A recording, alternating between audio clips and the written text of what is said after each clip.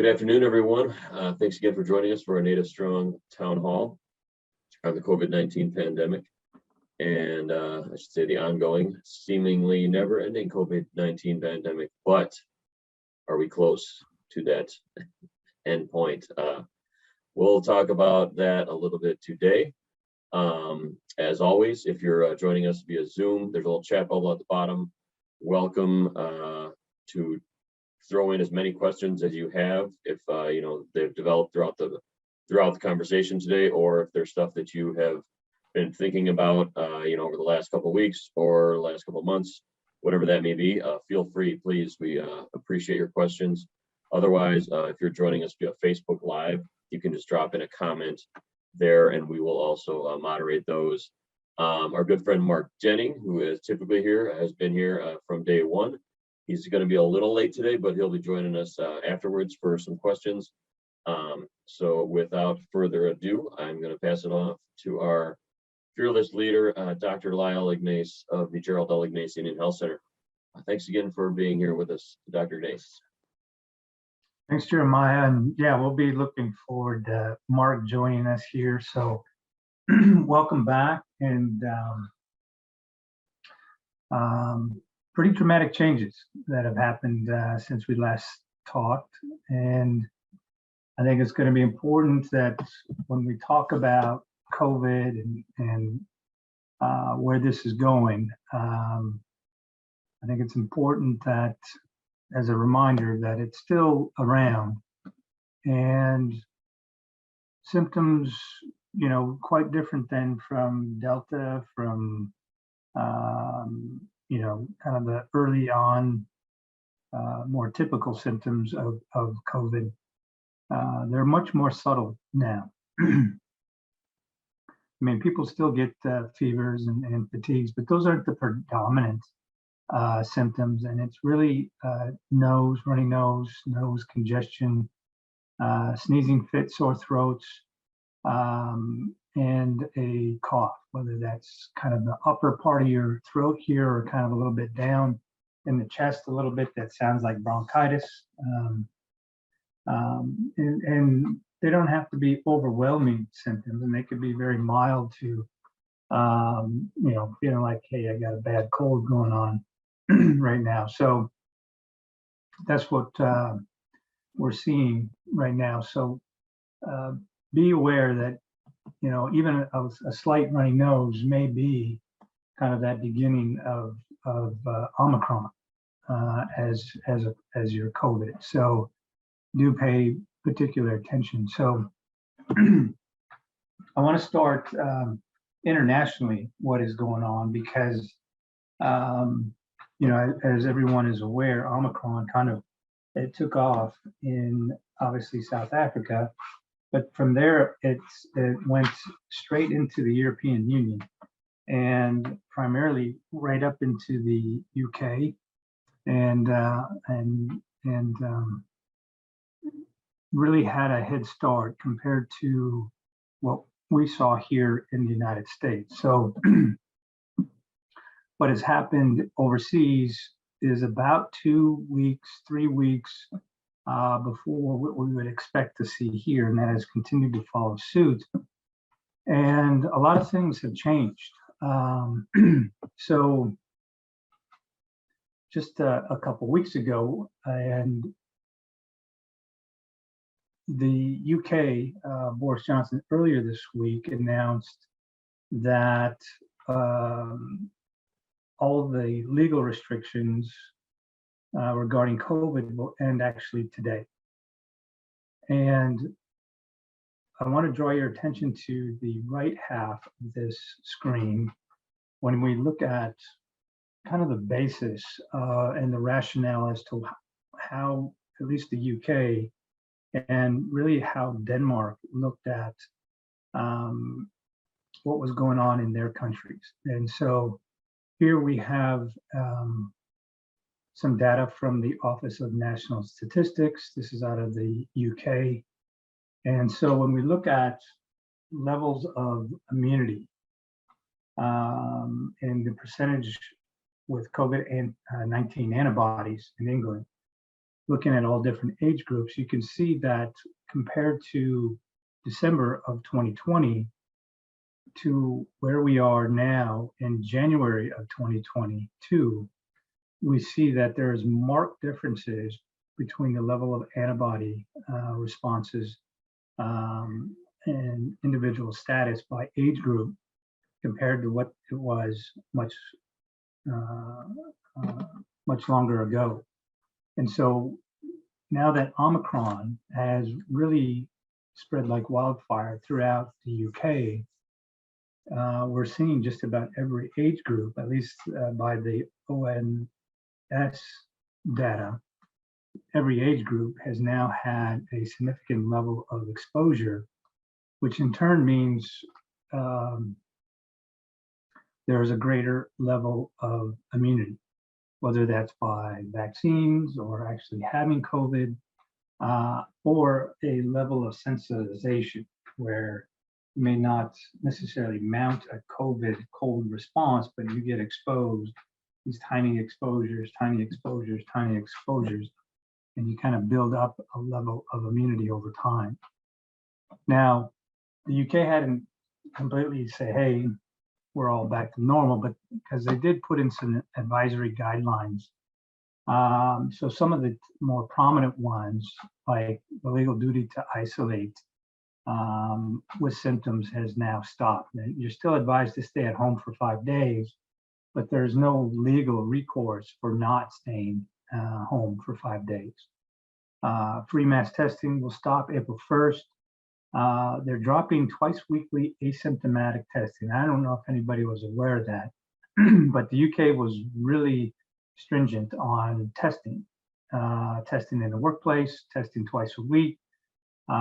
So it was pretty common practice in the general public that people were tested on a regular basis, which is not the case that has occurred here in the United States, but over there, it was pretty commonplace for every public and private sector to participate in. So COVID passes, their passports will end, no longer recommend venues to use these passes anymore.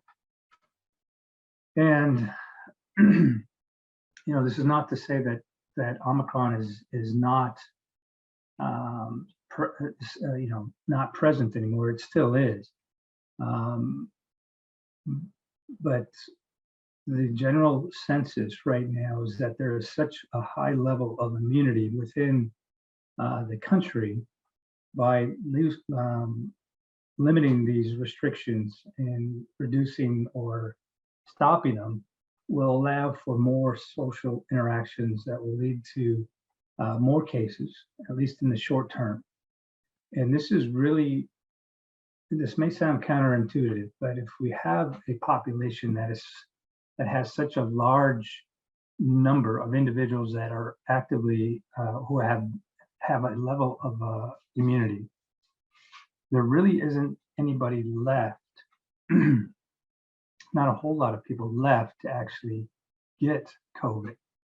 So by lifting all of these restrictions and really kind of returning more back to normal functioning in society, it will expose a portion of the community that has not had any level of exposure or immunity to now get it, and now it becomes even less and less chance of infecting individuals. So that is really kind of the rationale in 2 sentences, the approach as to why the UK is going down this path. Now, this may sound familiar because Denmark also did this as well, but they did it much sooner. I think I mentioned that they're kind of the CDC director of Denmark pretty much came out and said the virus was no longer deemed a critical threat to society, and that there was no longer any legal obligation to self-isolate. And at that time, BA2 was considered the Omicron of significance in Denmark. So this was really kind of led to the sense that, well, if we lift all these restrictions,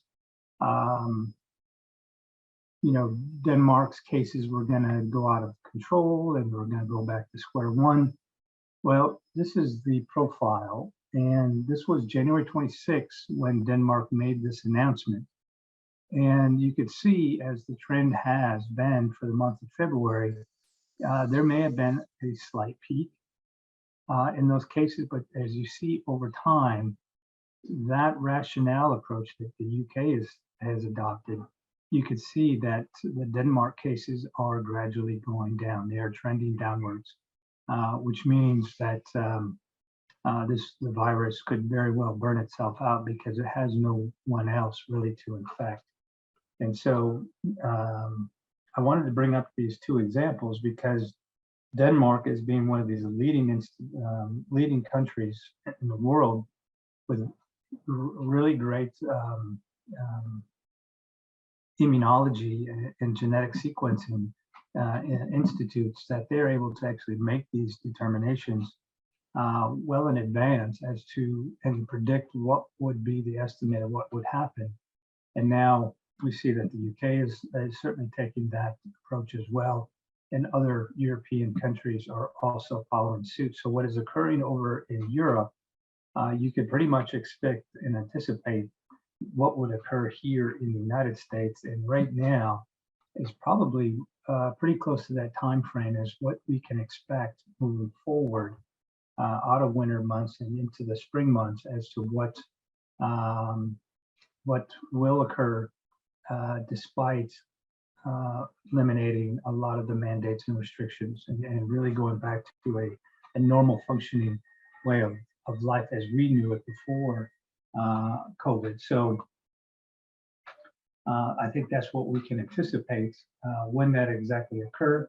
I think the days, it's not months, that's for sure, but I think it's in a matter of weeks where we'll see these same patterns in which we're already seeing right now already. So I know when we talk about, what does it mean to be have immunity and having antibodies? What does it mean to be vaccinated and its immune status? When we get infected with COVID, we develop antibodies to the multitude of proteins that are on the virus. And those are stored as in our memory banks. So if we ever get exposed to this virus again, our bodies would be able to immediately respond, not just to one particular aspect of the virus, but to the more than 20 different epitope proteins that the virus that we have built against. So that's much different. That type of level of immunity is much different than the level of immunity that we just get by vaccines alone. Because vaccines alone are, at least the mRNA vaccines, are very specific. And it's not to the 20 plus proteins, it is to the spike protein. And that's one portion of this virus. Whereas if you do get COVID and develop antibodies, you're going to develop antibodies to 20 plus different types of proteins. And so there is something to say to having natural immunity. So when I know what's some of the discussions that are going on and some of the headlines, in spite of what's the world events that are occurring this past week overseas in Ukraine. But Omicron has taken some subvariants and descendants of the original Omicron virus. So we're hearing more about the silent or subvariant Omicron BA2. And I brought this up some weeks ago in kind of outlining how does this actually look? Is Omicron, a derivative or variant of all of the other variants that have been exposed? And the answer is no. It is a variant of the original wild type, and it's completely of its own nature. And so when we look at the phylogenetic or the genetic evolution history of Omicron, it does derive from the original wild type, but it leaped from that to the B11529. That is what was the original South African variant.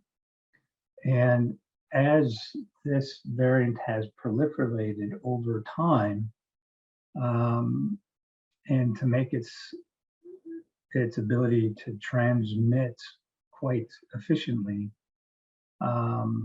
there were kind of I guess you could call them subvariants, but they are descendants of the original Omicron, and that is the BA1 and also the BA2. Now, when you look at this kind of starred asterisk here of that evolutionary spread, we see that the BA1 and BA1, BA2, these are pretty much the predominant variants out there. There are descendants of what we're seeing right now, and that's the BA 1.1. There's BA 0.3, and so it's important to realize that this is all of Omicron. They're all descendants. They're all, I guess, for lack of a better term, subvariants of the original Omicron South African B11529. But what's the bottom line is that Omicron we knew was, I guess, less virulent, not as severe, but it was more transmissible than all other previous variants, including even Delta. But all of these different types, sequence types of BA2, BA1, 1.1, BA 0.3, they're all of the same nature. And what I mean by that is, yes, they are just as transmittable equally. One's not significantly greater than the other. They're all pretty high.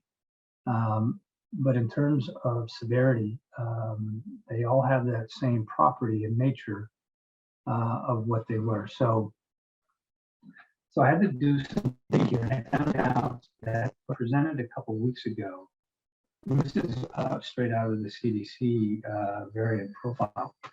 That back in December, mid-December, we started to have this transition from Delta to the Omicron B11529. And then since then, we've had all of these genetic sequences to suggest that, yes, the South African Omicron, yes, that was predominant. It's getting more and more and more. And then we started, what I presented 2 weeks ago is this BA2. So, and at that time it was 3.6% BA2, and then the 529 was 96% predominant. Now, when I went back to look at what it looks like now, the CDC decided to change its proportionality of Omicron. Now, just keep this in mind that these are all Omicron. Delta is no longer really in existence here in the United States. In fact, I haven't heard of a reported Delta case in almost 3 weeks. So, but what they're doing, at least they must have gone back retro here and resequenced all of the Omicron test samples. And they resequenced, and they must have did the genetic coding on these and determined that, you know what, we've had BA 1.1 here at 75.6%, B 1.1529, the original South African, now is 20.6%, and the BA2 is 3.8. Now, I think and the Delta is pretty much non-existent. So, what are we dealing with? Are we dealing with a new a new wave coming? Is this going to be pretty much the same? Well, I think what is a clear indication is what is going to happen, knowing that all of these variants and descendants of the original Omicron, they're still all Omicron. And so when we start looking at what's occurring here in the United States, we know that all of these circled states are of the states that have the highest number of cases in the last 7 days: California, Texas, Florida, Kentucky, Maine. And then we start having all of the other states fall into place. But I think what you're seeing is a clear trend, almost an accelerated trend downwards. As quick as Omicron was here and spiked in terms of number of cases, it's almost equally decreasing at the same rate as it showed up. And so, here we have, Wisconsin, 8,500 cases in the last 7 days. Well, that was not like over a month ago. We were dealing with close to, 30,000 cases in a day. I think we almost hit 40,000 cases in one day. So from where we were a month ago to where we are now, the number and the trends have dramatically gone down. And it's across the entire United States. These states that are circled, these are the states that have the highest cases. But when you look at the sheer number, that this pales in comparison to where we were even a month ago. So looking at what's going on with hospitalizations.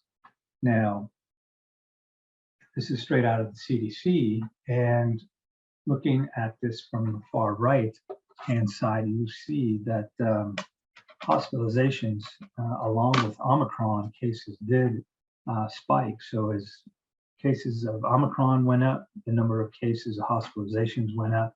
Now that they are going down, and they coincide pretty well with each other. Now that they're going down, you can see that the number of hospitalizations are dramatically going down as well.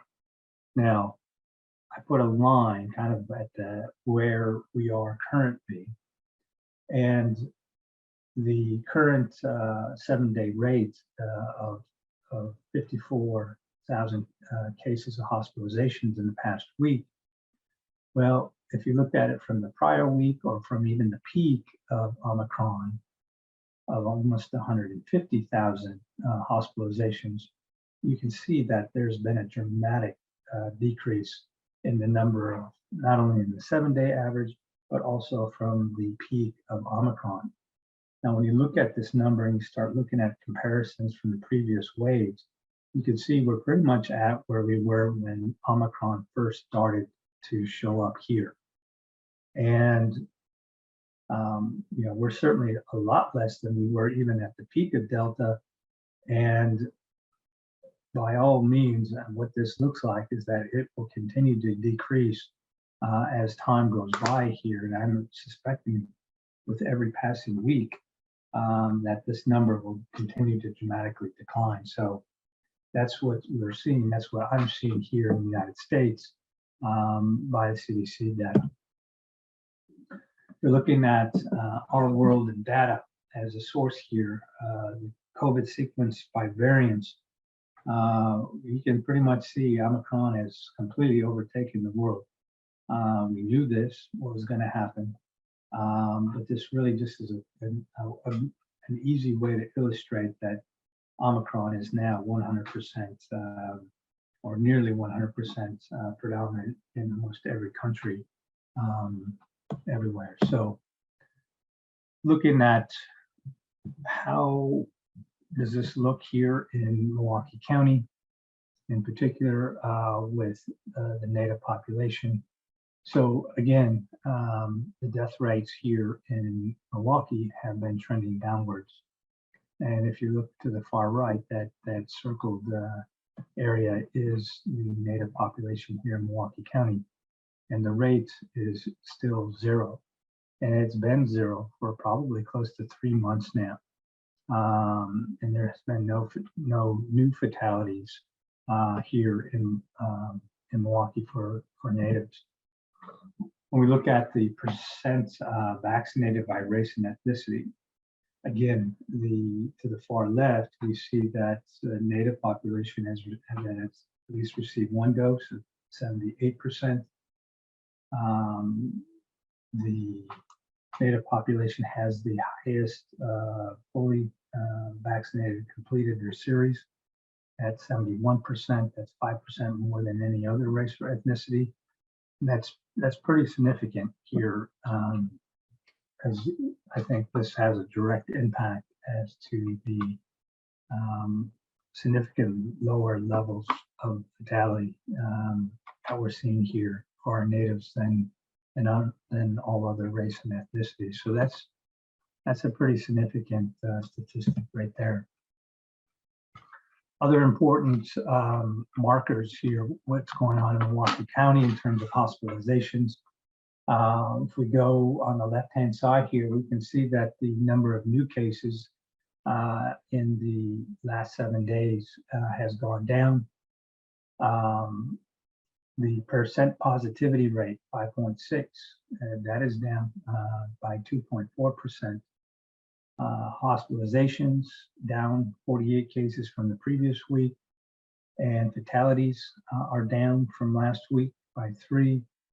And residents who received at least 1 vaccinated dose of 61.4%. So that is, these are all green, that these are all significant positive trends that are occurring here in Milwaukee County. So that's important. So individuals who've received at least 1 dose, 61.4%.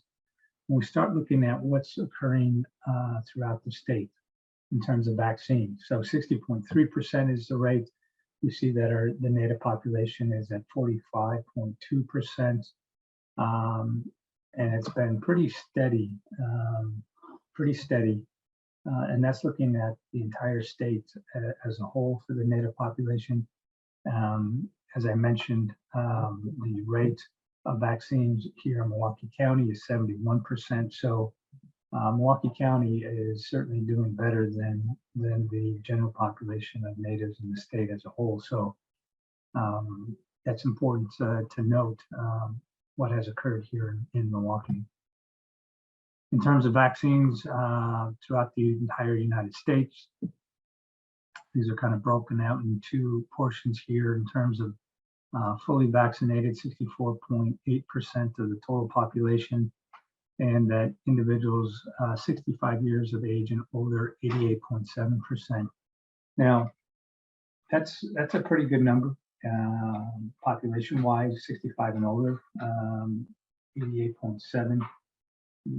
And what I didn't mention earlier, but is occurring in the UK and Denmark, is that they had taken at least in Denmark, they took a more strategic approach and prioritized highest risk groups on the top of the list. And so that includes individuals 65 and years of age and older.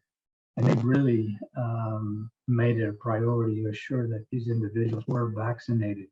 And in a country like Denmark, their elder population that are vaccinated is actually much higher than the one we have here in the United States. So also another indication based on historical trends and knowledge about the virus and the impact of not only hospitalizations, but ICU and fatalities as kind of their guiding metrics. They know that a younger population is not as impacted as individuals that are 65 and older. So they felt, at least in Denmark, that they had reached their milestones to assure that the impact was going to be minimal.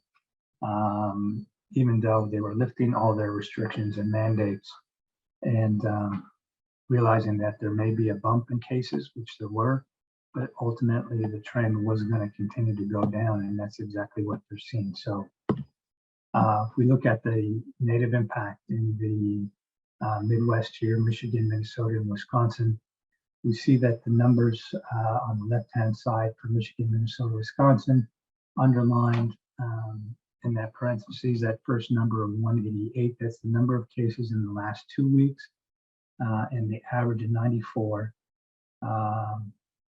over the last week. In Minnesota, 576, in Wisconsin, 278. Now, compare that, this last 2 weeks numbers to the previous 2 week numbers, and we can see that the numbers have dramatically gone down. And even a month ago, the trends of these numbers have just absolutely just dropped. I'm not saying through the floor, but they have dramatically dropped. And this being kind of like the third week from its peak, you know, I think you could safely say that the Omicron virus has definitely gone through a lot of communities, and it's on its way out. So all of these cases have peaked, and all are receding to a level that we hadn't really seen since pre-Delta wave. That's pretty much where we're at right now. Wisconsin 7-day average 982. As you can see, as fast as that spike went up, the number of cases are dramatically decreased. And so there was this high exposure rate that went entirely through every city, every town, every reservation here in Wisconsin. And now we're seeing the number of cases on the back end of this now. In terms of cases, this hasn't changed. Second in case rates, second in hospitalizations for Native communities. In terms of fatalities, unfortunately, this is a statistic that has not changed. And the Native population has the highest fatality rate of COVID in the state of Wisconsin. Now, this is the summary of cases throughout the state of Wisconsin. And bottom half comparing the top half, bottom half being the last 2 weeks, and the top half being the previous 2 week total in number. Not a whole lot of change in terms of demographics of which age population is seeing the most cases. The 30-year-olds still have the highest case rates. In terms of hospitalization, 70, 60-year-olds have the highest case rate. ICU admissions, the 70-year-olds. In terms of fatalities, again, you're looking at our elder population of 80 and older as having the highest number of fatalities. Now, I think when you look at their numbers of cases now compared to what was occurring previous 2 week time frame, we see that the overall these metrics of overall fatalities have dramatically gone down by 200. The number of ICUs have gone down dramatically. The number of hospitalizations have dramatically decreased. And then the overall number of cases over the last 2 weeks compared to the previous 2 weeks nearly cut more than half of the number of cases that were occurring then. In terms of, again, the case rates, again, 30 years old, that is the primary age group. We know hospitalizations increase with increasing age, as well as ICU admissions, as well as fatalities. And that has not changed since the beginning of Omicron, since Omicron has started. But you can just see the trends and the numbers are dramatically going down in all of these important metrics. We know people are going to get COVID. We know that this level of severity is not as great as it was with previous variants, and that is good. And whether it's BA2, BA1, BA 1.1, BA 1.1529. They are all of the same descendants and all of the same Omicron. And so, yeah, they are transmittable. But I think based on the numbers in the variants, subvariants that we're seeing now, has not changed the trend that's decreasing across the board with all of these metrics. So, Jeremiah, I'm going to turn this over to you.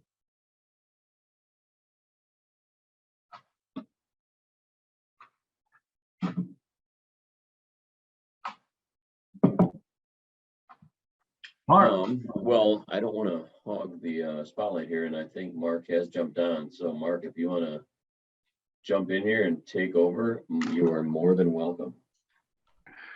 Bueno, bonjour, and we are going to do not we benezi indigenous cause me no them onish nabi and now the open and don't welcome relatives and to all of you that are here and the thought leaders. And after watching this presentation by Dr. Ignace and being native in the Milwaukee area, I think there's a moment of observance that we all need to take, and that some of you out there need to take a bow.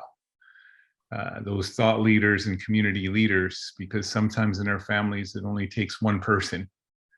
And by that, I'm referencing the idea that that was given to you, and it's a fact, that going through the vaccination protocols, the vaccinations that our community got in the face of being number one in fatalities and two in transmission, even though while still true here in Milwaukee, our Native community, by a lot of leadership that's right here on this call, meaning you, are a part of that story of success, both publicly and personally.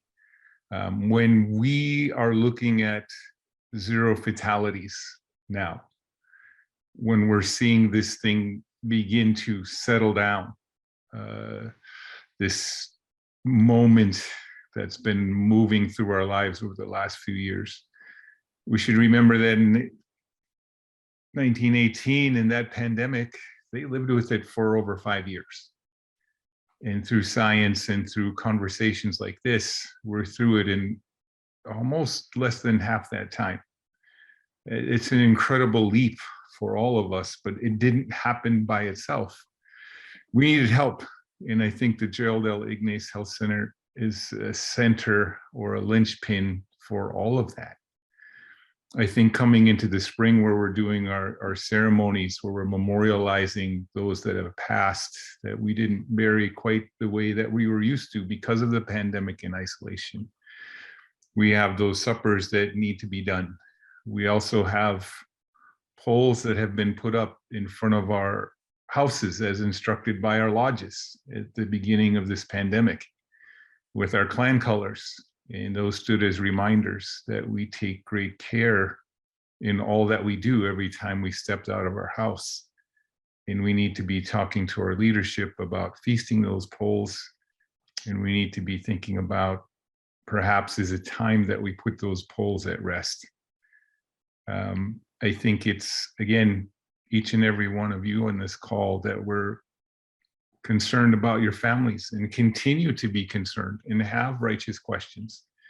And I'm just going to move forward from that because I don't want this to turn into lots of pats on the backs and attaboys to everybody, because there's challenges ahead. I know I work at UW Milwaukee. We got a notice not just a few days ago that March 19th, the masks are coming off in our buildings.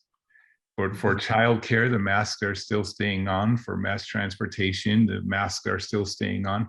And that brings a question to each of you as community leaders in the boards and in the capacities of informers that in the services that you get from our Native community. What do we do with our multi-generational events come the end of April and March, I'm sorry, the end of March and beginning of April, when our community begins to come back together? The question for Dr. Ignace is out there from some of our leaders, and that is, do we still have children masked at these sorts of events where we're beginning to gather indoors and outdoors because it's spring activities? directors are forced with, do we still have these outside? And if it's inclement weather, when we bring people inside, what precautions do we need to take? When is it exactly, what is that moment when we stop testing those who are unvaccinated? Because certainly we're concerned about them. And that's another question for Dr. Ignace. So those two questions, one is about masking. And also the third question that I'm going to put in there, and again, after this, we'll turn it over to Jeremiah, and that is if someone is still wanting to get vaccinated. That I know UWM is bringing that back quite a bit, where it's just going to be on Tuesdays. But where are we with vaccinations? Is that something we still need to pursue with those who are unvaccinated, having that conversation? So Dr. Ignace, thanks for all of your hard work. In the beginning of that was a special thanks to you and the staff at the Ignace Indian Health Center. And our story is something for the largest population of natives in the state that needs to be told. And if we're the only ones telling it, let's tell it. Let's share it, leaders. And I will end there. And Dr. Ignace, those three questions are on your plate. One about masks and youth, to the gathering of people, and kind of what's forward for us. Dr. Ignace? Sure. So yeah, give me the easy ones first, right?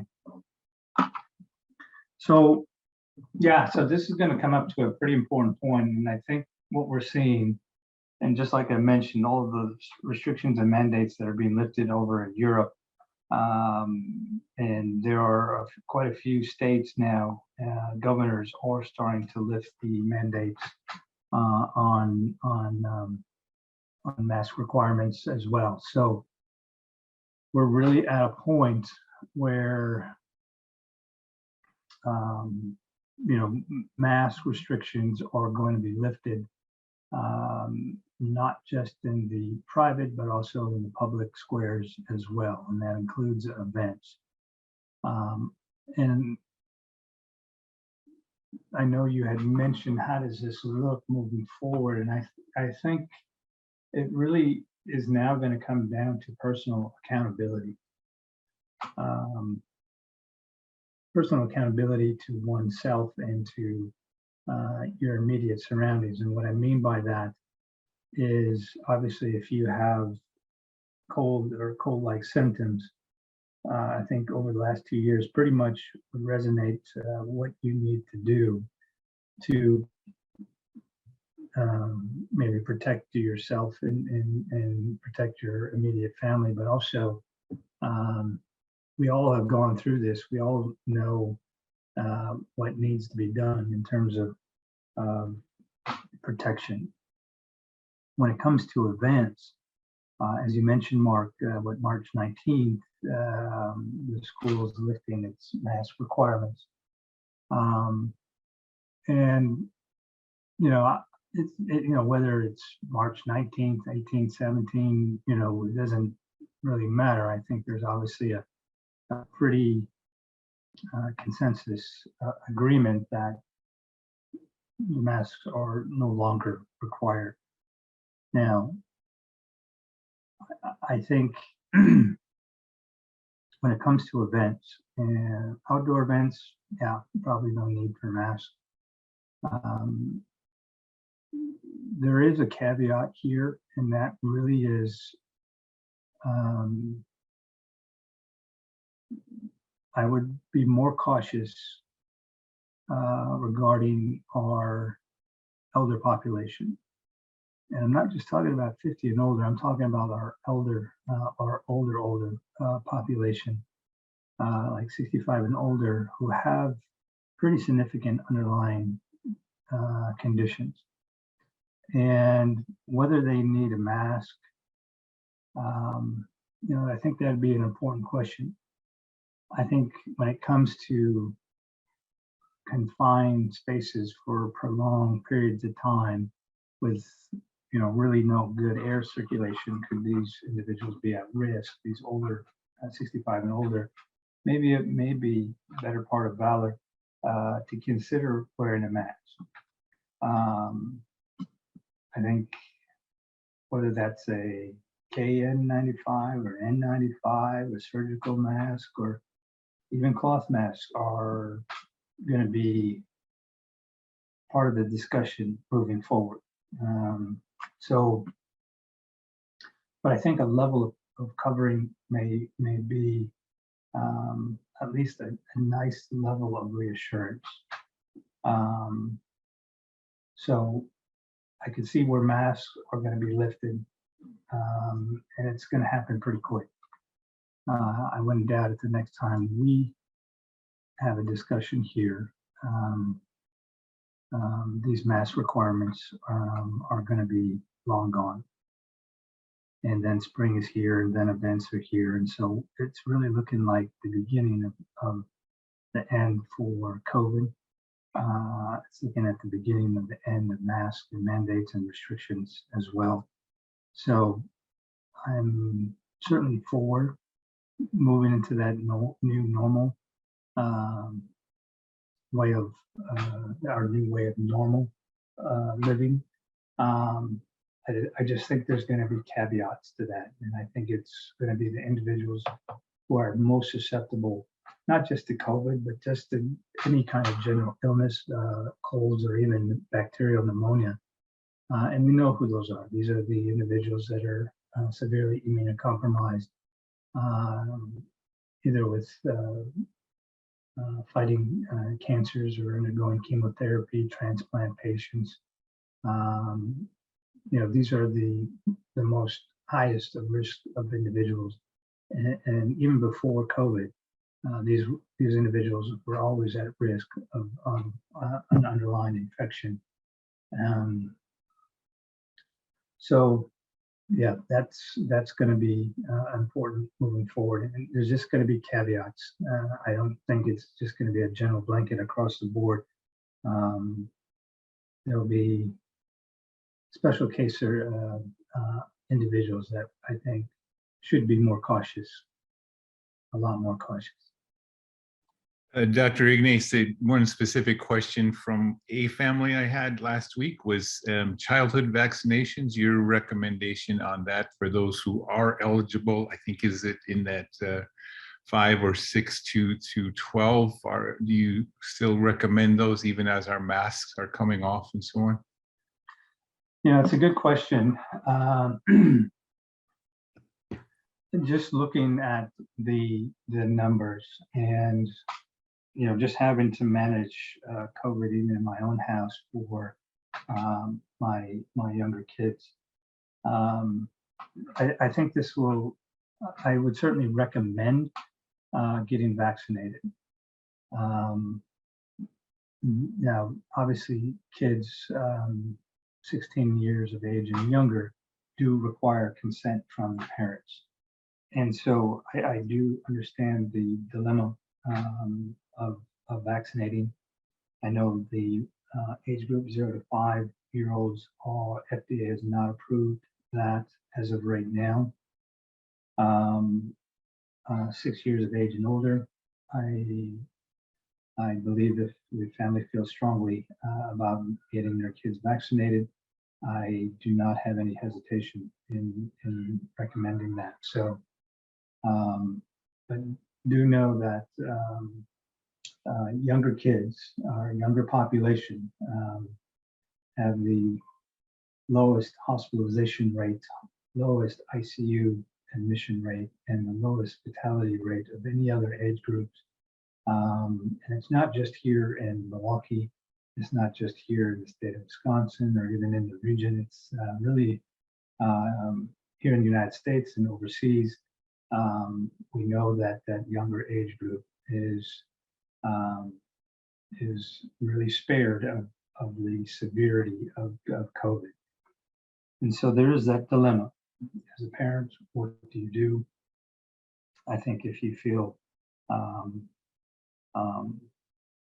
assured that vaccination of your children is not only important to you and to your family, then by all means, I certainly do not have any hesitations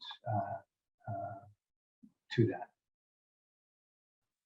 Again, sorry, Jeremiah, I think I overstepped there. If there were things that you were getting at the health center, common questions that we might benefit to hear from folks that regularly come in for healthcare, is there something on your side, Jeremiah?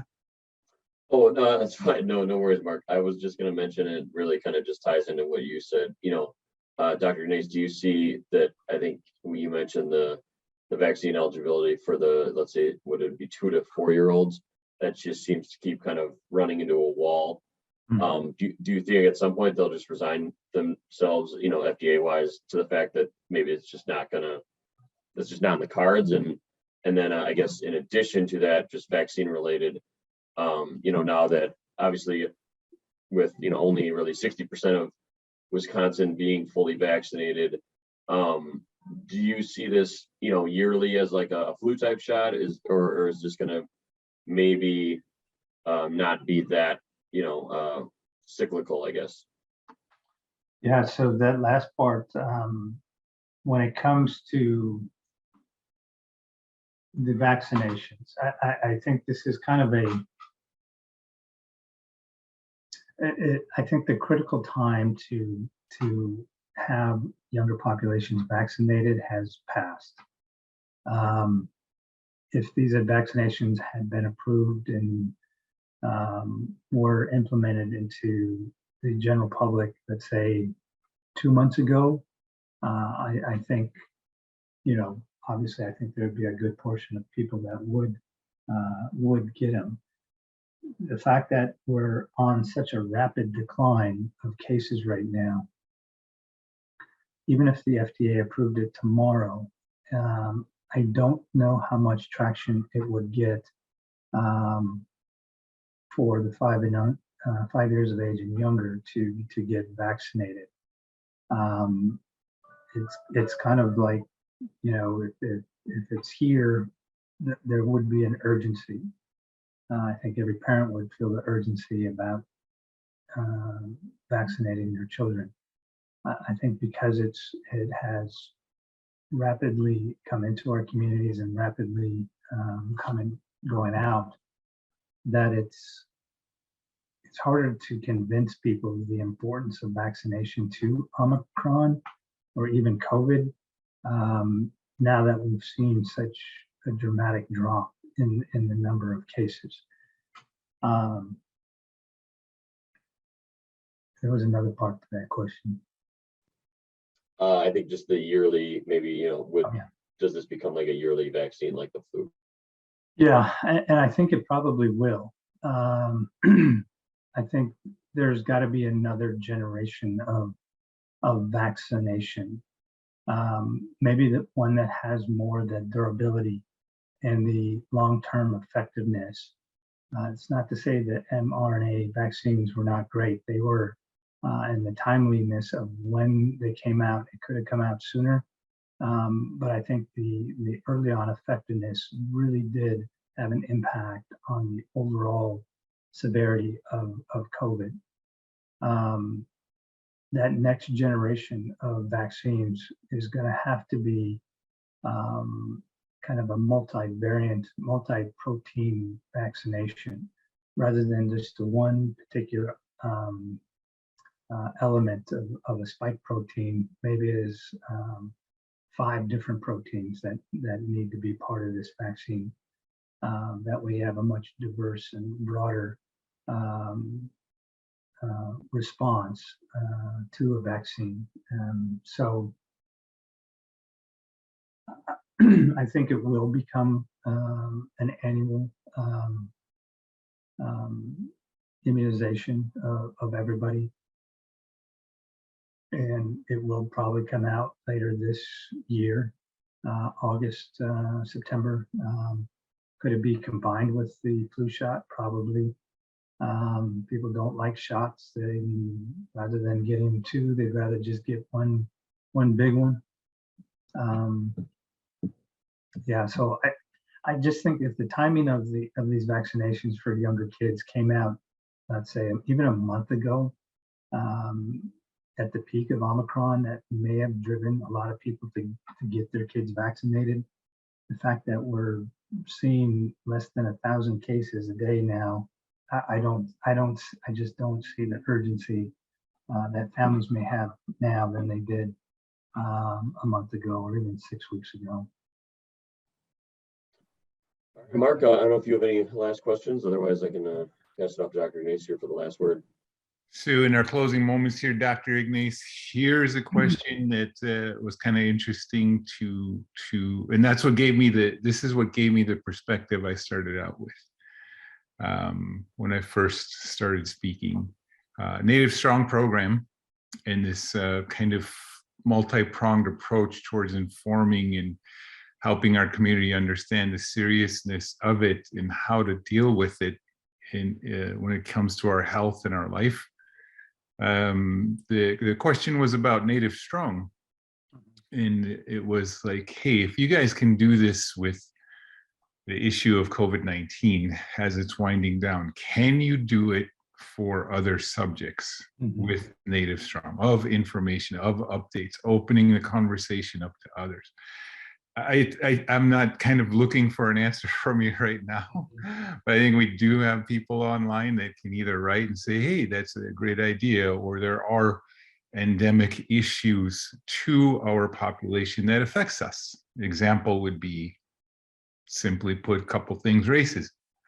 Milwaukee Health Department says racism is if not the #1 health issue for the city and county of Milwaukee. Health issues like opioids, just because they're not in the news anymore doesn't mean they're not going away. There was an opioid settlement. That settlement money, where is it going? What is our role in making sure that people are getting that information? And if that's going somewhere, not coming to us, can we make a difference from our programs? For me personally, then we're coming into that very peak period when suicide attempts and completions are done, come spring, come that latter part of March, April, May, going right into beginning of June. These are health issues for our community. And if we have targeted Native Strong issues, that is a question I don't know. I think that's a question for the Gerald L. Ignace Health team. And for those of you also that are still staying here online, perhaps you could write a subject or saying, hey, you know, we're tired of you guys visiting us for almost 2.5 years now. Put it to bed, you guys. Or maybe there's something else we can take on. Oh. But that's it for me, just a thought, and I'm going to leave that there. And again, thank you, Dr. Ignace, and to all of the staff for this absolutely Herculean effort that took our community from here and COVID-19's effect down to a manageable level, and then keeping culture as a part of the answer to this pandemic. Dr. Ignace? Yeah, I appreciate the comments and the certainly the level of support that each and every one of you, Mark and Jeremiah and all this other Glick staff and everyone who has helped us get information and assuring that the information is relevant to you and your family. I think Mark has brought up a good point, and something that kind of comes to a nice segue into health issues other than COVID. There will be issues related as a result of COVID moving forward, without a doubt. But last summer, before Delta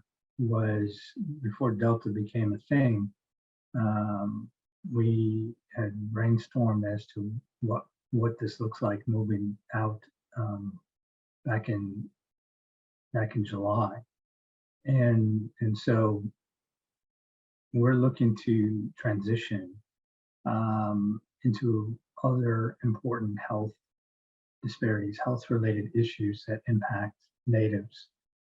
And what does that look like? Are we looking at Facebook? Are we looking at Twitter? Are we looking at TikTok?